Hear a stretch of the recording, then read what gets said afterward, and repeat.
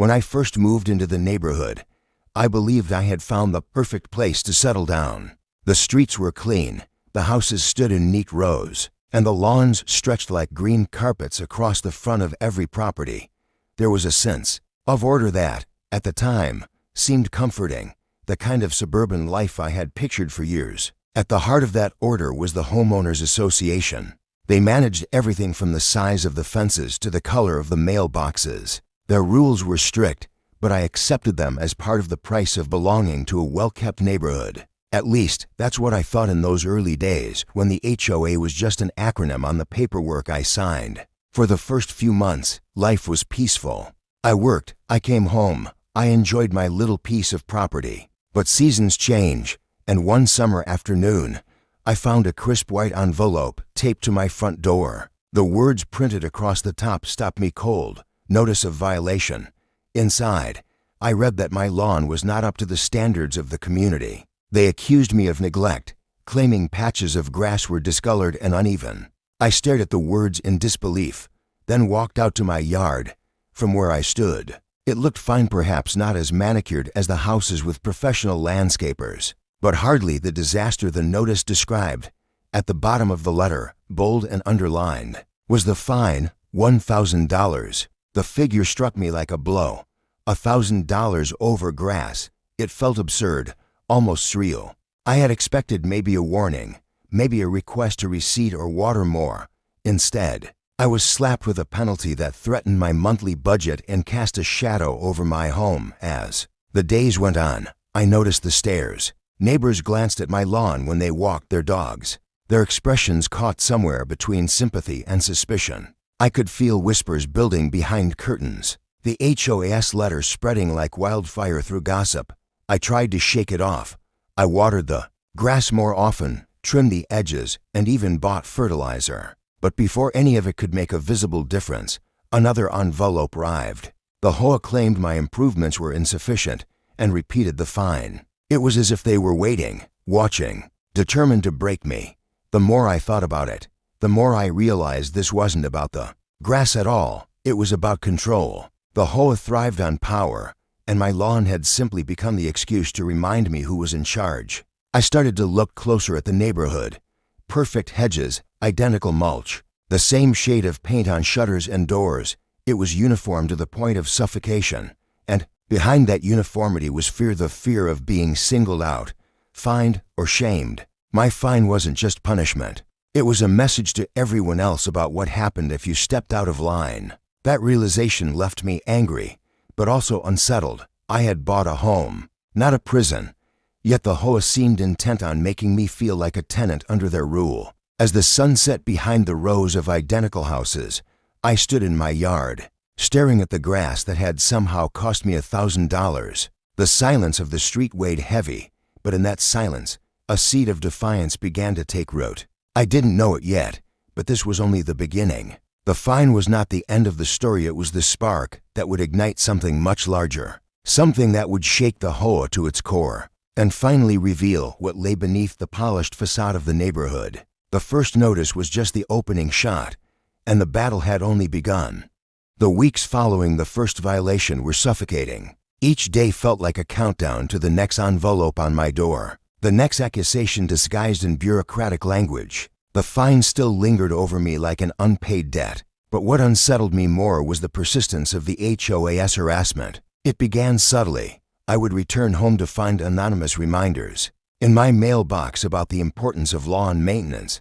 They weren't official notices, but the tone was sharp, almost mocking. The grass, despite my efforts, was still under scrutiny. Strangers walked slower past my house, peering at the blades as if waiting for a chance to confirm the HOA's claims. I felt like my yard had become a public exhibit of failure. Then came the second notice. This time, the HOA accused me of letting weeds creep into the yard. My frustration turned to suspicion. Why me? Why had the HOA decided to single me out in a neighborhood filled with far worse offenders? The answer, I realized, had less to do with lawns and more to do with compliance. I had attended one of their monthly meetings shortly after moving in, and had asked a few too many questions about how dues were being spent. At the time, my inquiries had been brushed aside.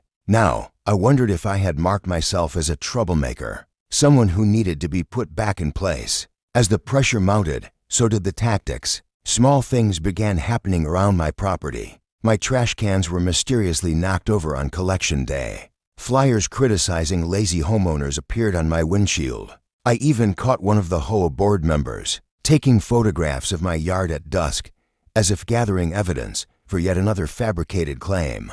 The harassment seeped into my daily life. I began to dread coming home, unsure of what would be waiting for me. My once safe haven felt invaded, each corner of the house echoing with the HOA's presence. Friends and family noticed the toll it was taking, but their advice was predictable: either pay the fines or move somewhere else. But neither option sat right with me. Why should I pay for something that wasn't true? Why should I surrender the home I had worked for? It was in those moments of isolation that I began noticing cracks in the HOA's armor. Conversations with neighbors revealed a pattern.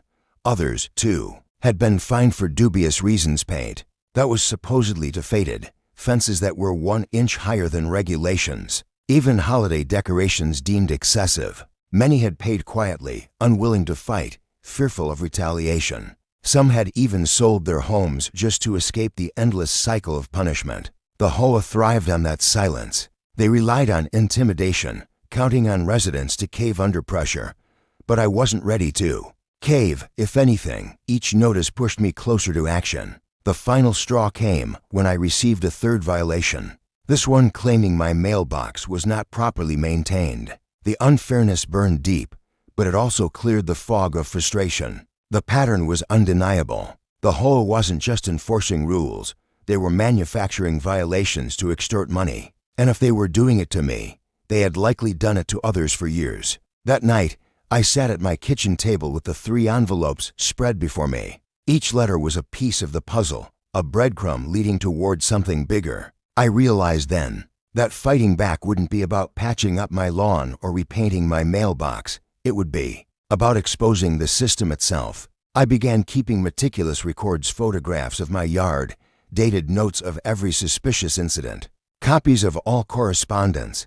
I spoke quietly with neighbors, gathering their stories, piecing together the scope of the abuse. The more I uncovered, the clearer it became. The HOA wasn't a protector of community standards. It was a machine of control, fueled by fines and fear. And like any machine, it could be dismantled. The harassment had escalated to its peak, but in their aggression, the HOA had made a mistake. They had underestimated me. They thought I would fold under the pressure, pay the fines, or disappear like so many others before me. But instead, they had given me the very motivation I needed to push back. The battle lines were drawn, and I was ready to fight. The more I examined the situation, the clearer it became that my battle was not just about grass, weeds, or mailboxes. This was about power. The HOA wielded it like a weapon, and I had been chosen as their latest target. But now, with every new fine, they had awakened something in me, something that would not rest until the truth was dragged into the light. I began my investigation quietly, careful not to draw attention. The HOA thrived on intimidation, and I knew that if they suspected I was digging too deeply, they would only escalate their tactics. Still, curiosity pressed me forward, and soon, what began as a personal defense transformed into a mission to uncover their corruption. The first step was financial records. I remembered my earlier attempts at a board meeting to ask questions about where our dues went. Back then, the answers were vague, brushed off with rehearsed phrases about community upkeep and long-term maintenance.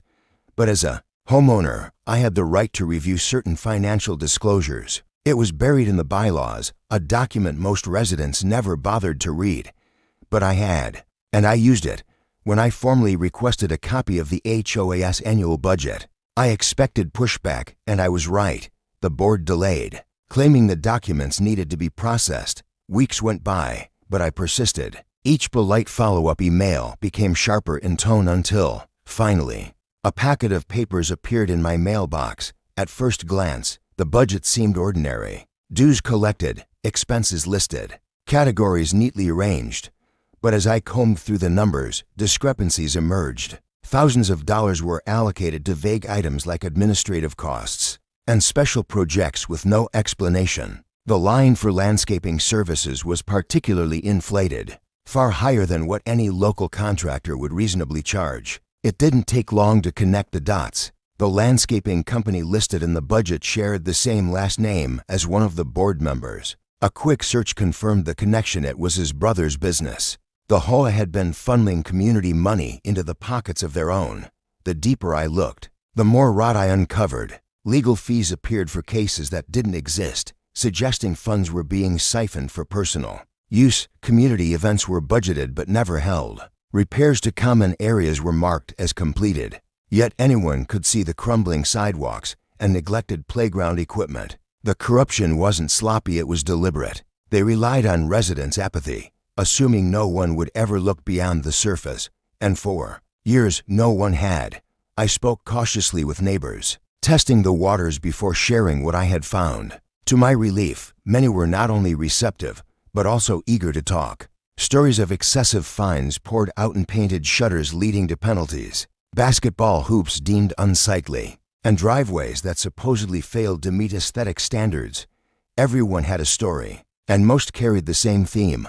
The HOA didn't enforce rules to protect the community. They enforced them to enrich themselves. One neighbor, an elderly widow, revealed she had paid nearly $5,000 in fines over the past 2 years for alleged yard violations. Another confided that he was considering selling his home after being fined repeatedly for parking his work truck in his own driveway. These weren't isolated incidents, they were evidence of systematic abuse. As I documented their stories, a picture formed of an HOA operating less like a community organization and more like a cartel. They used fear to silence dissent, money to fuel their schemes, and rules as a shield to justify their actions. But now I had proof. The more evidence I gathered, the bolder I became. I attended another board meeting, this time not as a passive observer, but as a silent recorder of everything they said. The meeting was a performance of control, with board members brushing off concerns and cutting off anyone who dared question them. But to me, every dismissive answer was another thread to pull, another clue that would lead me closer to exposing their corruption. Yet, the more I dug, the more dangerous it felt. Strange cars began appearing near my house, idling just long enough to unsettle me before driving off. I noticed unfamiliar faces walking past my property, eyes lingering too long on my front door. My mailbox, the very one they had claimed was defective, was pried open one night, its contents rifled through. It was clear they knew I was digging, and they didn't like it. But fear was no longer enough to deter me. If anything, it confirmed I was onto something real. The harassment was proof of guilt, a desperate attempt to keep me silent, but I had no intention of stopping. By the time I finished compiling my records, I had assembled a thick file of evidence: financial mismanagement, conflicts of interest, fabricated violations, and testimonies from neighbors who had suffered under their regime. I knew I couldn't fight this battle alone, but I also knew I had enough to bring the HOAS empire crashing down. What I needed now was a plan, one that would not only defend me, but also free the entire neighborhood from their grip. With a thick dossier of evidence laid out on my kitchen table, the scope of what I had uncovered felt both exhilarating and terrifying. The files contained more than my own grievances: bank statements, inflated invoices, tied to board members' photos of obvious violations that went unpunished when committed by the HOAS allies, and signed testimonies from neighbors who had been bullied into silence. Every page told the same story from a different angle. The pattern was unmistakable. What had begun as a personal fight over a lawn had turned into a crusade to reclaim the neighborhood. From people who had treated the community like their private cash register, strategy became the priority. The aim was not merely to win one battle, but to dismantle a system that thrived on secrecy and fear. I needed allies, legal footing, and a timeline that would minimize retaliation and maximize pressure. Rushing in emotionally would hand them the advantage. So instead of making grand gestures, I focused on organizing, documenting, and planning methodically. First came outreach. I approached neighbors one by one, but this time with evidence in hand. Private conversations replaced casual mentions. The tone shifted from whispers to something more purposeful as residents examined invoices and receipts and recognized their own names and losses within the redacted figures. A couple of homeowners, who had previously shrugged off the fines, now revealed detailed ledgers of their own encounters, dates, amounts paid, the precise wording of notices that always seemed to follow a complaint they had made about the board. The listening turned into agreement. The weary faces that used to avoid eye contact now showed resolve. Solidarity was forming like concrete, slow and unstoppable. Next was legal counsel. The thought of representing the community in any formal way without legal backing felt reckless. I contacted a local attorney who specialized in HOA law and civil audits, explaining the outline without revealing confidential testimony until I had agreements in writing. The lawyer asked for copies of the budget anomalies and the most egregious correspondence. When the binder arrived, the reaction was immediate. The attorney recognized conflicts of interest, potential embezzlement markers, and procedural failures that, if presented properly, would force external oversight. Legal language replaced the subjective outrage with actionable claims: breach of fiduciary duty, misappropriation of funds, and procedural fraud. The shift from emotional to procedural thinking gave the group new energy. We were no longer a crowd of hurt homeowners. We were a coalition with plausible legal leverage. Timing mattered. The HOA scheduled quarterly meetings and had a predictable cadence for assessments, vote approvals, and so-called special expenditures. We planned around those cycles, aligning our moves to maximize the community's attention. A calculated sequence emerged: gather more testimony, prepare a formal complaint and petition for an audit, request an immediate open meeting with legal observers present, and if necessary, escalate to county oversight. Each step required documentation and witnesses. Each step needed a clear, calm narrative that could be presented publicly without being shouted down by the board's habitual interruptions. Communication strategy was another critical element. If the HOA controlled the narrative through selective letters and private notices, we would control our own narrative through clear, factual communication. We drafted a one-page summary explaining the irregularities and circulated it to the block, signed by dozens who insisted on being identified.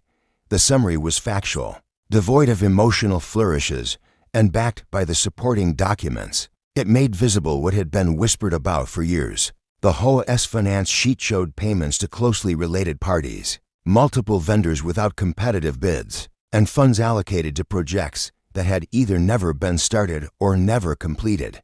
The simplicity of the message was empowering. When neighbors read the summary, they understood not only what had happened, but how to demand accountability. Security and privacy concerns had to be handled too.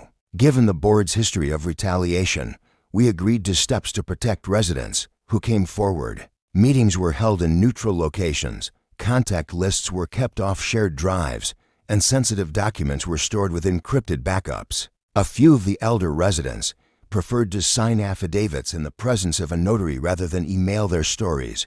Others videotaped their accounts on their phones to preserve tone and detail. These measures ensured that when the time came to present our evidence, it would be difficult for the board to discredit witnesses with claims of misremembered details or hearsay. Still, the human element never vanished. People worried about escalation, more fines, reputational attacks, or even vexatious lawsuits designed to bleed plaintiffs dry. The possibility of retaliatory vandalism and petty sabotage loomed as a constant threat. But the solidarity we had built rewired risk into collective resilience. Where one person might be silenced by fear, a group could withstand pressure. The strategy was to make retaliation impractical.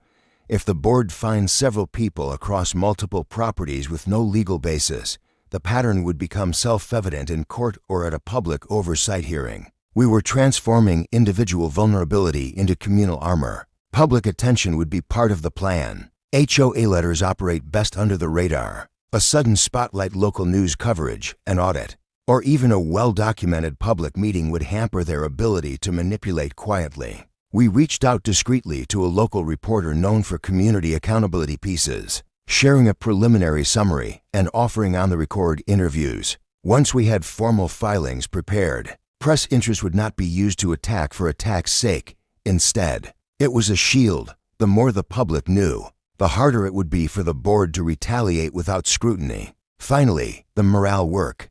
Meetings, while practical, also needed to sustain people emotionally. The weight of months or years of harassment had left some neighbors exhausted and even regretful. We organized small gatherings where people could share meals, decompress, and recall the reasons they bought their homes in the first place. Those evenings were vital. They restored a sense of community not controlled by a clipboard, but built by mutual respect. A neighbor who had once been silent stood and delivered a testimony that moved others to tears. An older resident who had contemplated selling reclaimed her confidence. That human renewal was as essential as any legal filing. It turned the effort from a campaign into a reclamation. As preparations neared completion, the feeling at the neighborhood's core shifted. No longer was the HOA the only authority in town. There was now an active, informed, and determined group ready to hold leaders to account. Our plan was not about personal vengeance, but about restoring governance and fairness. The objective was procedural justice, an independent audit, removal of conflicts of interest, restitution where appropriate, and changes to bylaws to protect future homeowners. The night before the complaint was filed, I walked my lawn and felt a strange sense of calm. The blades of grass showed the faint glow of dusk, and for the first time in months, they felt less like evidence and more like the ground beneath my feet, unaltered by others and mine to care for. The documents were ready, the witnesses prepared, the attorney briefed. We had transformed a series of petty violations into a movement for transparency. The HOA had tightened its grip too long. Now it would feel the weight of its own misdeeds. What began as a single $1,000 fine over a lawn had become a story about power, money, and community agency. The counterattack was not a single action, but a campaign, patient and precise. When dawn came, the complaint would be filed, and the neighborhood's quiet order would be tested by truth. The stakes were high, but so were the possibilities. The board had thought they could intimidate and extract without consequence. They had underestimated an ordinary homeowner who refused to be cowed, and a community that remembered how to stand together. The morning the complaint was filed felt heavier than most. The packet of documents was no longer just a binder of notes and invoices. It was now an official legal filing, stamped and recorded. With it, the balance of power began to shift. What had once been whispers among neighbors now carried the weight of formal recognition. The board, for all its bluster, could no longer dismiss us as disgruntled homeowners. The system they had manipulated so carefully was about to turn its gaze in their direction. The attorney submitted the complaint to the county's regulatory office, citing breaches of fiduciary duty, misuse of funds, and conflicts of interest. Copies were also sent to state-level oversight, ensuring the matter could not be quietly buried. At the same time, a request for an independent audit was attached, supported by a petition signed by more than half the neighborhood. That threshold mattered. It signaled that this was not the grievance of one homeowner, but the demand of a community united. Against abuse, news traveled quickly. Within days, the HOA called an emergency board meeting, its tone uncharacteristically urgent. Invitations were sent out, thinly disguised as an opportunity for clarification and constructive dialogue. But word had already spread that the board was under investigation. For once, attendance overflowed. Folding chairs lined the back of the room, and residents who had previously avoided confrontation stood with crossed arms, ready to listen, ready to act. The board opened with polished smiles and carefully chosen words. They dismissed the complaints as misunderstandings and blamed clerical errors for discrepancies in the budget. But the room was no longer compliant. When the attorney stood to confirm the filing of the complaint and the pending audit, the effect was electric. Murmurs rippled through the crowd, and the usual hush imposed by the board dissolved into something the HOA had not faced before. Collective resistance. Documents were projected onto a screen. Invoices for landscaping services charged at double the market rate appeared in bold, alongside evidence of the board members' family connection to the company. Line items for community events that had never occurred were highlighted. Residents gasped, some shaking their heads, others snapping photos with their phones. The board attempted to interrupt, but every attempt to control the narrative only deepened their loss of authority. Neighbors who had once been silent now spoke with clarity.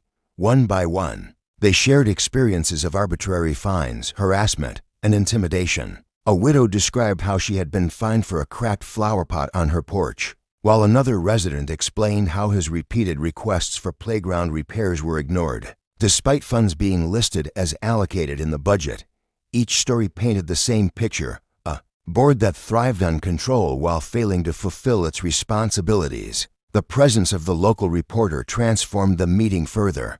Cameras clicked, notes were scribbled, and the knowledge that the story might be broadcast beyond the neighborhood rattled the board. They were used to private dominion, not public accountability. Under the pressure of eyes and evidence, their facade cracked, their polished smiles turned rigid, and their voices grew defensive. By the time the meeting ended, the outcome was undeniable.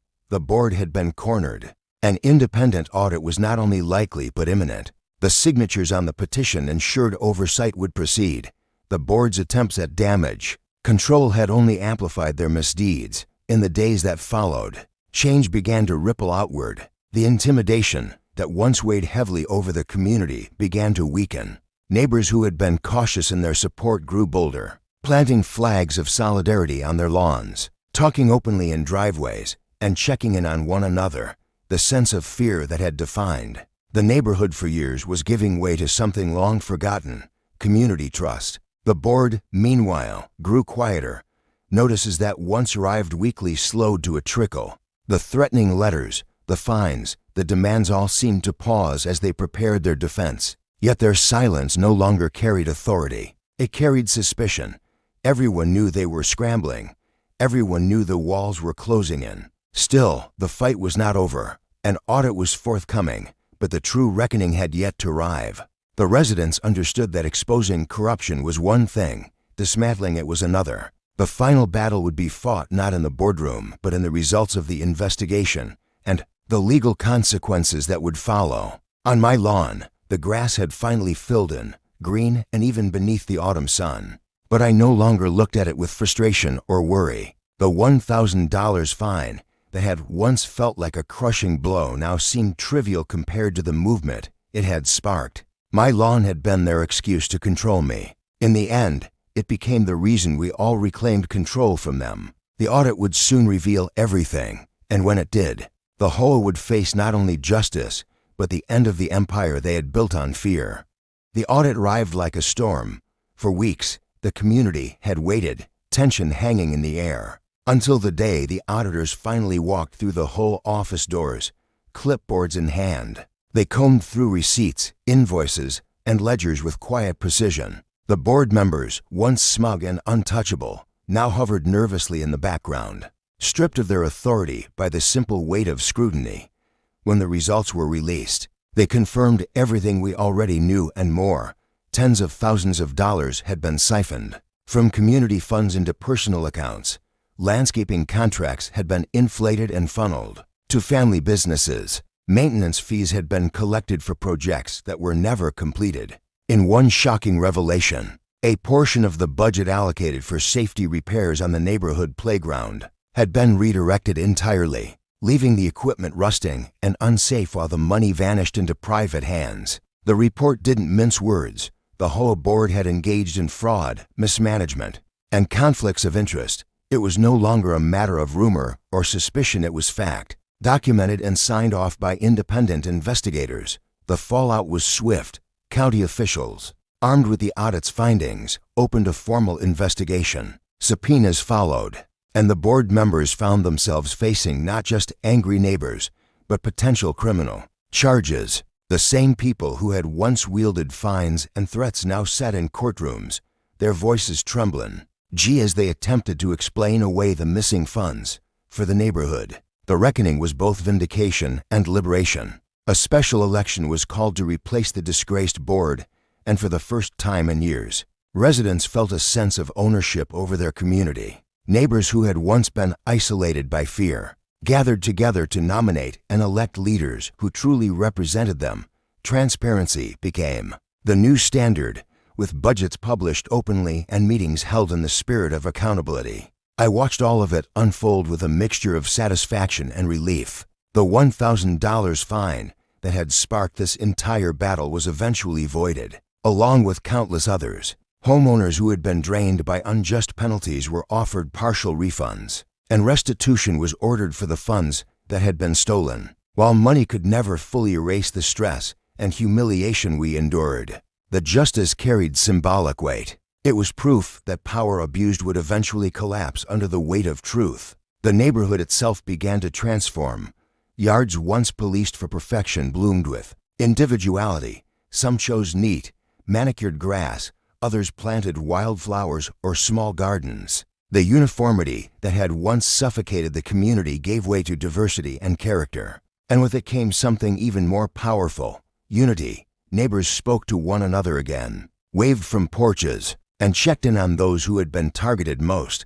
The silence of fear had been replaced by the chatter of connection. As for me, I often thought back to the first day I found that envelope taped to my door. At the time, it had felt like the beginning of the end, an unfair punishment that threatened to unravel everything I had worked for. Yet in hindsight, it had been the spark that lit a fire none of us could ignore. The HOA had tried to break me with a lawn fine. Instead, they broke themselves by exposing the greed that lay beneath their carefully polished image. They underestimated the power of persistence, of evidence, and of a community pushed too far. Now, when I stand on my lawn, I no longer see just grass. I see resilience. I see neighbors who stood shoulder to shoulder against intimidation. I see justice carried out in the face of corruption. And most of all, I see freedom from the chains of those who believed they could rule through fear forever. In the end, the HOA tried to ruin my life with a $1,000 fine. But it was their empire of lies that crumbled.